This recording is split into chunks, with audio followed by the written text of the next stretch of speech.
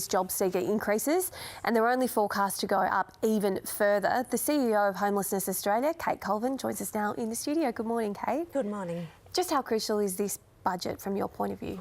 Look, increasing income support in the budget is absolutely critical to reducing homelessness. It's actually the biggest reason that we have people coming to homeless services is the simple fact of just not having enough money to pay the rent. Kate, can I just sort of take you up on that? Because I feel like the other conversation we're having is that there just isn't the housing out there anyway. So no matter how much more money people are then getting, where do they go? And this was part of the announcement we heard on the weekend from the government that they are going to put more into housing. How do we fix that?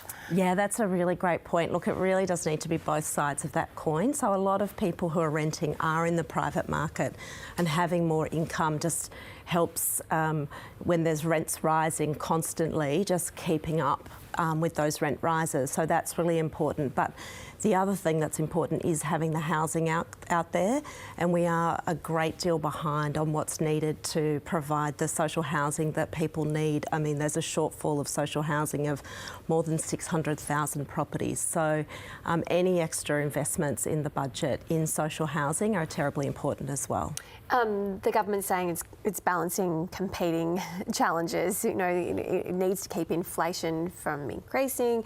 It needs to also watch its spending, it says. But with so many Australians, as you say, are just really, really struggling and having to leave their homes and make really difficult choices. If there was one single thing that you would like to see from the government at this budget, what is it? Look, increasing the job seeker payment is probably the top priority, and I think in terms of balancing the budgets, one of the things is that the reason that people have that income support is so that a temporary blip in your employment situation doesn't become a really long-term problem. And what we see at Homelessness Services is people coming in, they've perhaps lost their job, or they're sick and they can't work at the moment, or the rents have just gone up so much they can't keep up. And because they then get stuck in homelessness, their ability to get back into employment is really curtailed, and so that temporary blip in employment becomes actually a really long-term issue. It's devastating for people's mental health. We see, you know, really lives spiral at that point. And oftentimes, if people have become homeless because of rent rises, just they can't keep up, actually often after becoming homeless, they lose their employment.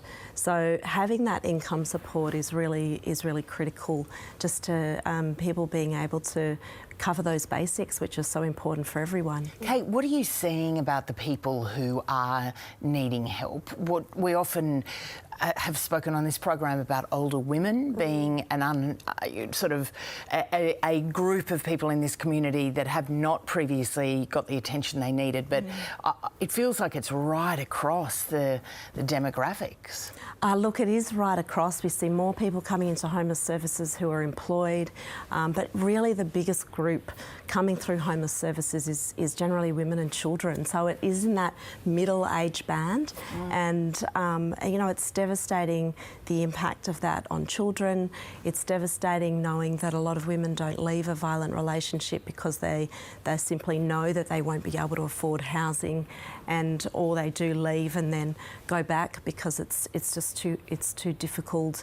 When you can't afford housing, you're stuck in homeless. That's also dangerous. So it's all connected, isn't it? It is like all we talk about all these yes. things, but you can't talk about them separately. No. I mean, the budget papers are printed now, so we'll find out very shortly whether there's going to be an increase or not. What would you consider the amount? What are you looking for? What are you lobbying for? Look, getting that basic job seeker payment up to $80 a day, but also increasing Commonwealth rent assistance by 60%. It's those two things together that will make a real difference. Great to see you, Kate, and we'll look forward to seeing what's in the budget Thank you. very shortly. Thanks a lot.